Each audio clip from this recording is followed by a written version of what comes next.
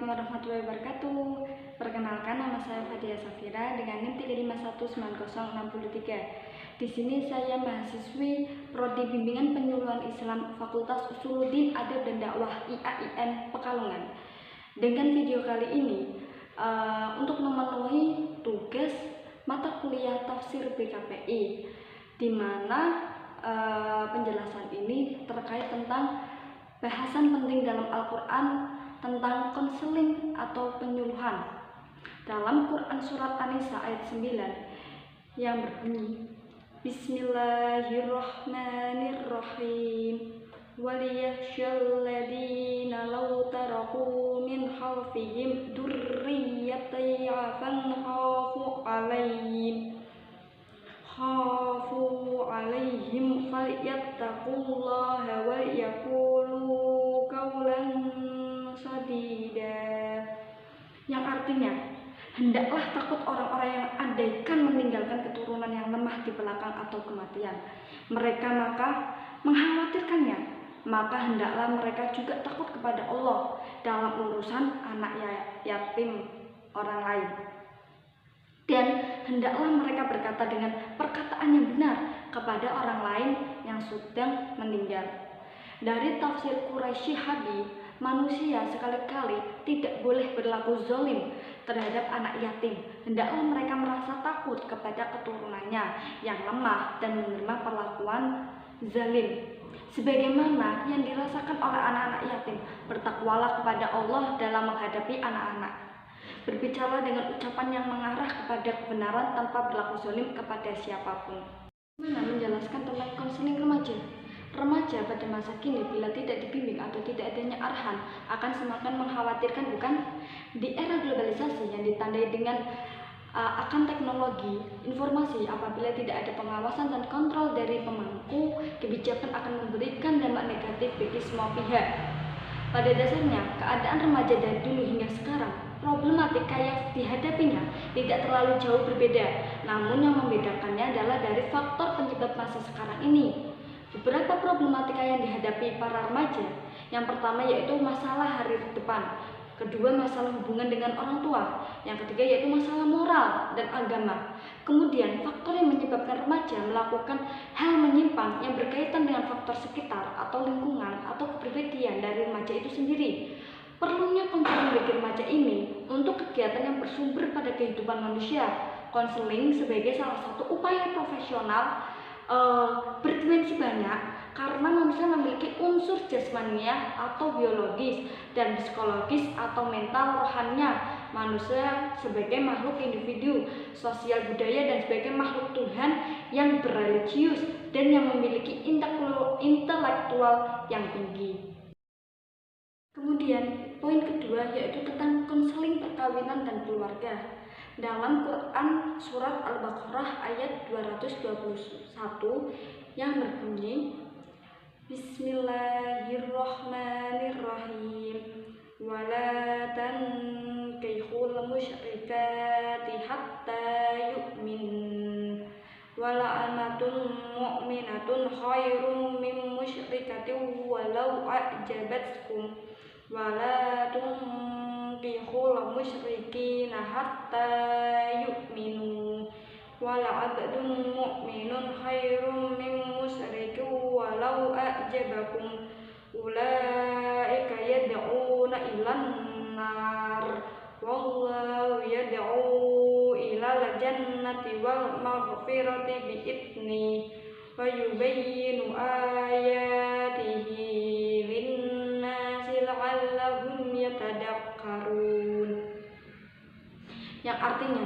dan janganlah kamu menikahi wanita-wanita musyrik sebelum mereka beriman. Sesungguhnya wanita budak yang mukmin lebih baik daripada wanita yang musyrik, walaupun dia menarik hatimu. Dan janganlah kamu menikahkan orang-orang musyrik atau dengan wanita-wanita mukmin sebelum mereka beriman. Sesungguhnya budak yang mukmin lebih baik daripada yang musyrik, walaupun dia menarik hatimu. Mereka mengajak ke neraka, sedangkan Allah mengajak ke surga dan ampunan dengan izinnya. Dan Allah menerangkan ayat-ayatnya atau perintah-perintah kepada manusia supaya mereka mengambil pelajaran.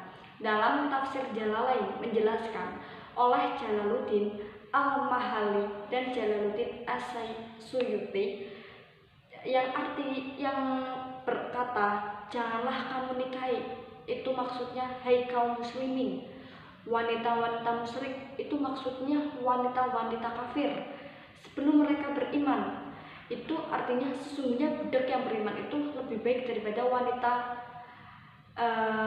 yang lebih baik daripada wanita yang musyrik walaupun ia merdeka. Turunnya ayat ini disebabkan berkenaan dengan celaan yang ditujukan kepada laki-laki yang menikahi wanita merdeka yang musyrik. Kemudian dari kata walaupun ia menarik hatimu, itu maksudnya disebabkan harta dan kecantikannya ini dikhususkan bagi wanita yang bukan ahli kitab dengan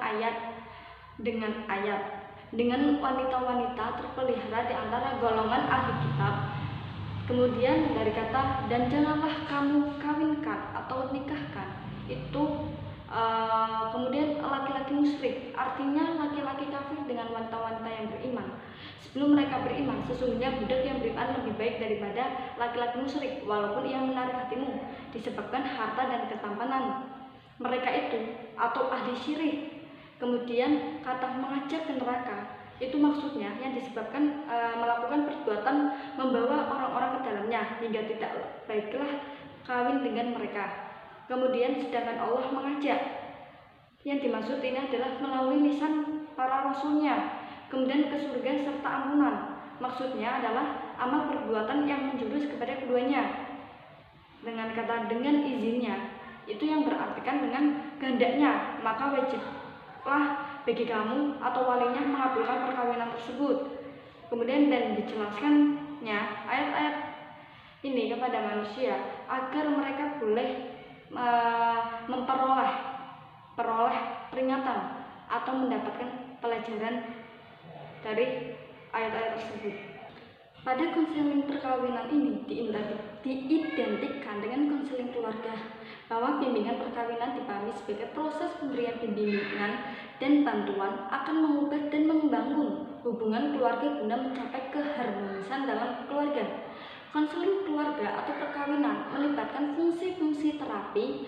Dibentuk ke dalam konseling perkawinan adalah bagaimana fungsi relasi yang ada pada keluarga dapat dijalankannya dan dimanfaatkan untuk mencegah menangani problem relasi dan hubungan kekeluargaan dengan tujuan membangun kesadaran keluarga baik dalam pola relasinya, komunikasi, pola hubungan, dan aliansi mengatasi masalah personal dan sosial. Jadi pada konseling perkawinan ini dalam Islam itu untuk mencapai hubungan kekeluargaan yang harmonis tanpa adanya suatu problem yang akan mengganggu pada hubungan kekeluargaan tersebut, dengan tujuan untuk membangun hal kesadaran pada rumah tangga. Itu saja yang dapat saya jelaskan.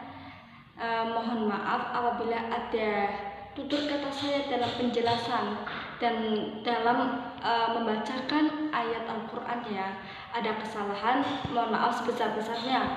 Wallahu muwaffiq ila aqwamit thoriq. Wassalamualaikum warahmatullahi wabarakatuh.